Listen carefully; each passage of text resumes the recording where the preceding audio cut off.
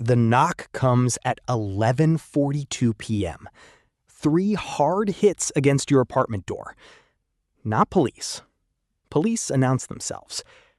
You mute the television and sit motionless at your kitchen table, while your laptop screen glows with unfinished accounting spreadsheets from a logistics firm that barely pays enough to cover rent.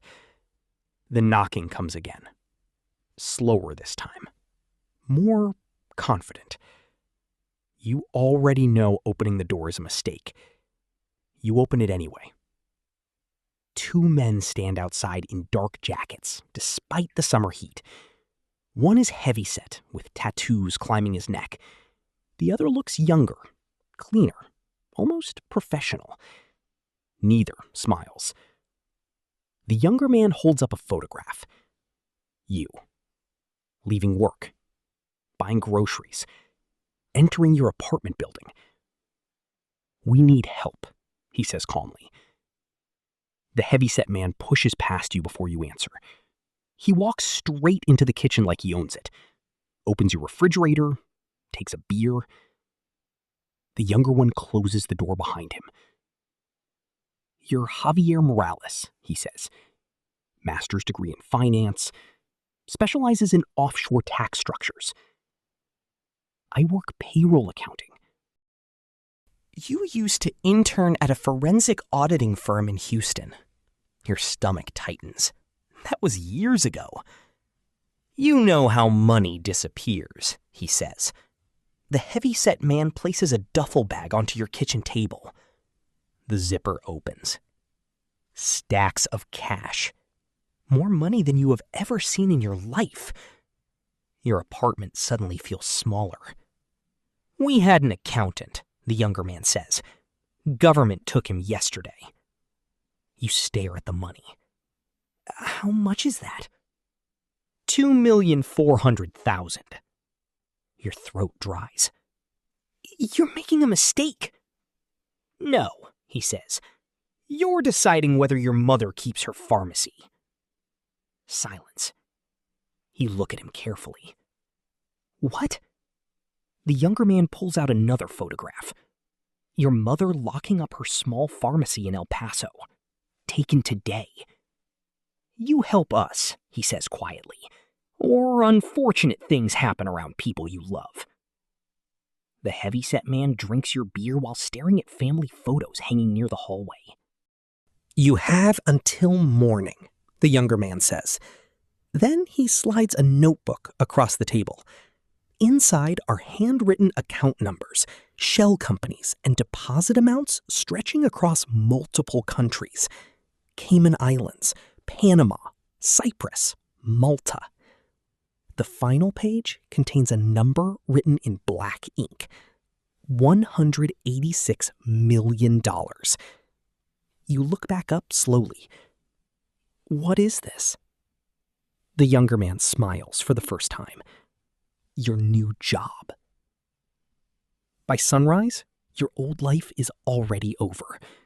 You sit inside a black SUV crossing into Juarez with forged business documents in your backpack and 2 armed escorts beside you. Nobody speaks during the drive. The heavyset man sleeps against the window with a rifle across his lap. The younger one finally introduces himself. "Mateo." "That your real name?" "No." You stop asking questions after that. The Cartel safe house looks less like a criminal headquarters and more like a wealthy businessman's vacation home. Marble floors, security cameras, armed guards pretending not to stare at you. A man in a white linen shirt waits beside the pool, smoking a cigarette. Older. Calm. Dangerous in the way quiet people usually are. Mateo lowers his head slightly. "Senor Vega?" Vega studies you for several seconds before speaking. "You understand why you're here? You need an accountant. I need someone intelligent enough to survive." He gestures toward a chair. You sit. A laptop gets placed in front of you alongside printed ledgers and offshore banking records. Vega taps ash into the pool. "Every week," he says, "money moves through 23 businesses. 4 charities, 2 casinos, and 6 import companies. You scan the documents quickly. Layered transactions, Smurf accounts, false invoicing, structured deposits. You feel your pulse rising. Not from fear, recognition. The system is sophisticated. Who built this, you ask? Dead accountant. Vega watches your reaction carefully. You'll improve it. That becomes the beginning. Not violence. Spreadsheets. The first weeks barely feel criminal. You reorganize transaction routes through holding companies in Belize, adjust invoice timing to reduce federal reporting flags, split wire transfers below automatic banking thresholds. The cartel moves cocaine. You move numbers. That distinction helps you sleep initially. Every morning, armed guards escort you into a private office overlooking a warehouse district. You spend 12 hours analyzing transactions while money flows endlessly through your screens. $400,000 wired through a seafood importer. $2.8 million hidden inside commercial trucking contracts. $900,000 disguised as cryptocurrency consulting fees. You build systems that erase trails before governments even know where to look. And you're good at it. Too good.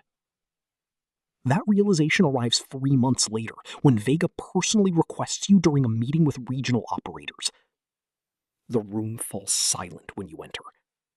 Men with rifles and gold watches stop talking. Maps cover the walls. Cash sits stacked on tables in vacuum-sealed bricks. Vega points toward you casually. This one saved us $11 million in seizures. You feel every eye shift toward you differently after that. Not hostage. Asset. One operator laughs. The accountant prints money now. Vega shakes his head. No, he protects it. The distinction matters. Protection means value. Value means survival. For now. You move into a guarded apartment owned by the organization. Better clothes appear in your closet without explanation. Watches, tailored suits, a new passport under another name. You tell yourself you're trapped, but part of you notices how quickly comfort changes people. You stop checking grocery prices. Stop worrying about rent. Your mother's pharmacy suddenly receives anonymous investments that erase her debts completely. She calls you crying one night. I don't understand who helped us. You lie automatically. An old client. The lie comes easier than expected. That bothers you for almost 5 minutes.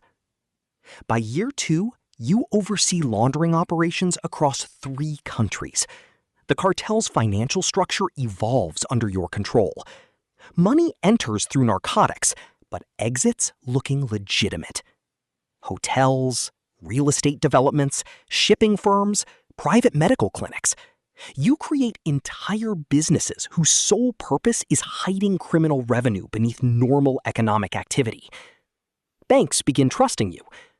That becomes dangerous, because legitimacy creates invisibility. You attend meetings in Mexico City wearing custom suits beside lawyers, politicians, and businessmen who pretend not to know where the money originates. Everybody understands. Nobody says it aloud. One senator shakes your hand during a charity gala. "Mr. Morales," he says warmly, "I hear your investment group is revitalizing northern infrastructure." You smile politely. 3 months earlier, your organization executed 2 journalists behind one of those infrastructure projects. The senator knows. You know he knows. The performance continues anyway. That becomes another lesson. Corruption survives through mutual silence. Federal pressure intensifies during your 3rd year after a DEA task force traces several suspicious transactions through Arizona casinos. One mistake, one timing discrepancy. $26 million suddenly becomes vulnerable. Vega summons you immediately. The atmosphere inside the compound changes when he's angry. Guards stand straighter. Conversations disappear. He throws a folder onto the table. Explain this. You review the documents quickly. A flagged transaction chain. Your transaction chain. You feel cold instantly. I can fix it. You already said that once. The room stays silent. We lost 3 routes in Sinaloa because someone became emotional. You understand immediately. The missing routes belong to dead men now. You spend 72 straight hours rebuilding the compromised network. No sleep, no phone calls, just transaction layering and emergency restructuring while armed guards watch the office constantly. You reroute funds through Singapore shell corporations tied to fabricated energy projects. Liquidate vulnerable accounts before federal freezes activate. Transfer reserve assets into cryptocurrency mixers operating through Eastern Europe. By the 4th day, the money vanishes completely again. Invisible. Protected. Viega enters your office that night carrying 2 glasses of whiskey. You survived 1 mistake. After that, your authority grows rapidly. Regional operators begin contacting you directly before major shipments.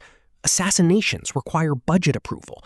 Bribes move through accounts only you control. You become something strange inside the organization. A civilian with power. Men carrying rifles start waiting for your approval before acting. That changes you more than the money does. One evening, a lieutenant named Rojas storms into your office, furious over delayed transfers.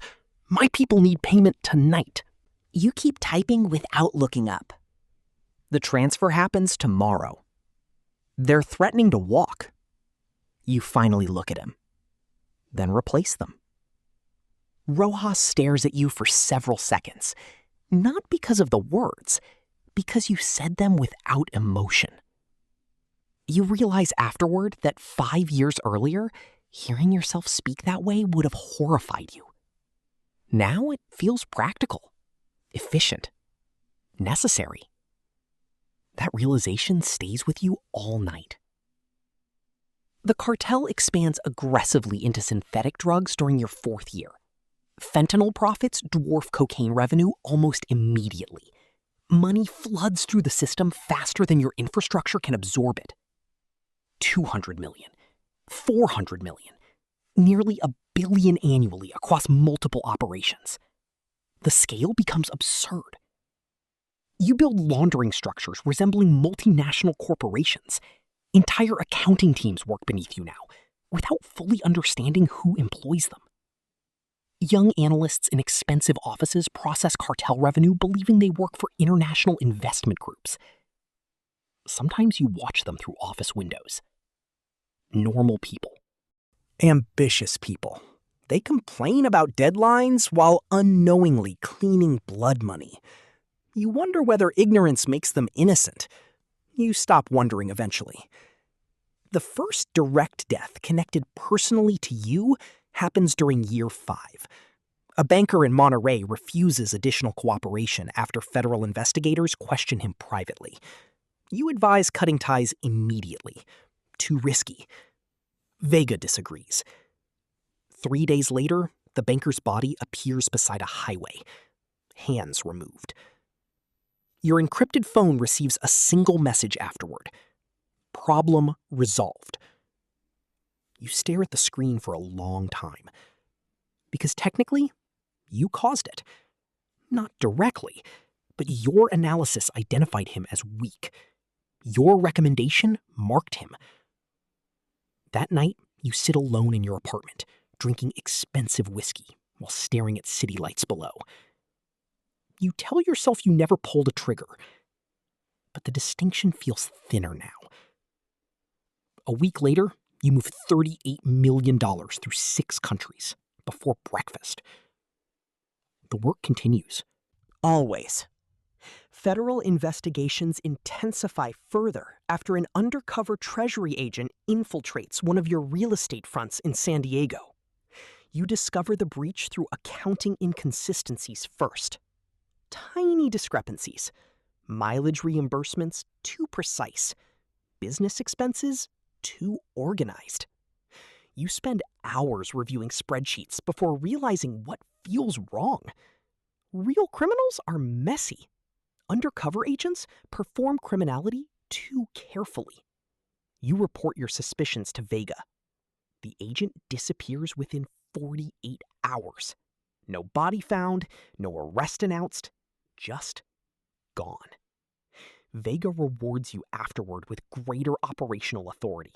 Soon, even politicians start approaching you carefully during private meetings. Not because you're feared physically, because you control movement. Money movement. And money controls everything around it. Governors need campaign funding. Police commanders need unofficial budgets. Businessmen need investment partners. You become the invisible bridge connecting criminals to legitimacy. That makes you more dangerous than gunmen. Gunmen create headlines. You erase them. During your 7th year, the government freezes nearly $90 million tied to cartel operations after coordinated raids across Texas and New Mexico. Panic spreads internally. Operators accuse each other of betrayal. Several disappear overnight. Vega calls an emergency meeting inside a fortified ranch compound guarded by armored vehicles. Maps cover the walls. Phones remain confiscated. Nobody trusts anyone. "You built this system," one commander snaps at you. "Now it's collapsing." You stay calm externally, despite your pulse racing, because he's partially right. Complex systems fail catastrophically when pressure reaches critical levels. You study the raid reports carefully. Then you notice something. Timing. Every seizure occurred exactly 48 hours after internal transfer requests. Someone inside financial operations is leaking schedules. Not law enforcement brilliance, internal compromise. You narrow the leak down over 3 days through transaction audits and access logs. A junior accountant named Emilio, 24 years old, quiet, recently divorced. DEA informant for 7 months. You find him sitting alone in a records office after midnight. He looks terrified before you even speak. "I can explain." You close the door behind you. Emilio starts crying immediately. "They said they'd protect my daughter." You believe him. That's the worst part. He slides a flash drive across the desk. "There's still time to stop the next seizure."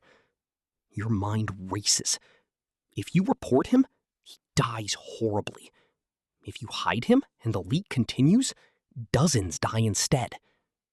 You finally understand why Vega always sounds emotionally detached during decisions. Emotion complicates mathematics. "How much did you give them?" you ask quietly. "Account routes, shipment schedules, politicians." Your stomach tightens. Too much damage already. Emilio looks at you desperately. "Please." For one moment, you consider helping him escape. Then you picture your mother opening her pharmacy every morning, believing her son works in international finance. You picture what happens to her if suspicion ever reaches you. You take the flash drive. "You should run," Emilio whispers. You leave the office without answering. By morning, he's gone. Officially, nobody tells you what happened. Unofficially, you know exactly what happened. After that, something inside you hardens permanently. You stop viewing people individually. Employees become vulnerabilities. Politicians become assets. Investigators become timelines to manage. Human beings turn into calculations. It makes survival easier. It also makes you someone unrecognizable. Years blur together afterward into meetings, encrypted transfers, hidden accounts, and constant paranoia. You learn to spot surveillance instinctively. Learn which banks cooperate quietly with criminal money. Learn how governments publicly condemn cartels while privately benefiting from the economy surrounding them. Entire cities survive because of laundering infrastructure you designed. Construction projects, Hotels, restaurants, thousands of legitimate jobs funded indirectly through narcotics revenue. That moral complexity becomes another trap. You start telling yourself the system is bigger than simple good and evil. Maybe that's true. Maybe it's just easier than admitting what you became. During your 10th year, Vega grows older and more cautious. Rivals push aggressively into cartel territory, while American agencies coordinate international financial task forces specifically targeting laundering networks like yours. One night, Vega summons you privately. No guards inside, just the two of you overlooking the city from his balcony. "You know why I kept you alive?" he asks. "Because I make you money?" He smiles faintly. "No, because you understand systems." He pours 2 drinks. "Violence is temporary. Systems survive." You accept the drink this time. Vega studies the skyline silently. "When I die, they'll fight for territory," he says. "Roots, power, revenge." You already know where this conversation leads. But none of them understand the money. He looks directly at you. They'll need you. That realization terrifies you more than any threat ever has, because it means you're no longer trapped temporarily inside the cartel.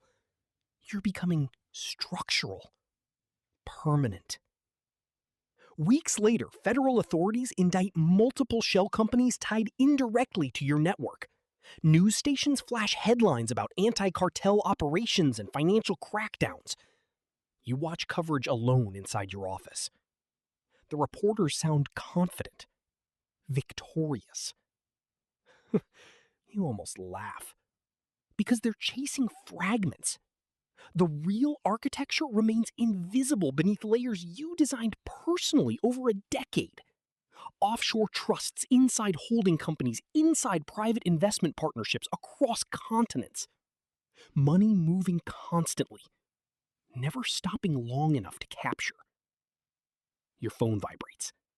Encrypted message from Vega. Transfer phase begins tomorrow. You lean back slowly. Outside your office window, the city glows normally. Traffic moves, restaurants stay open. People walk home from work without understanding how much of their world quietly depends on hidden money flowing underneath it. You open the new files. $312 million scheduled for relocation before sunrise. New governments, new routes, new identities. The numbers no longer shock you. That may be the worst thing of all. Somewhere far away, politicians promise victories against organizations like yours while secretly accepting donations from businessmen financed through your networks.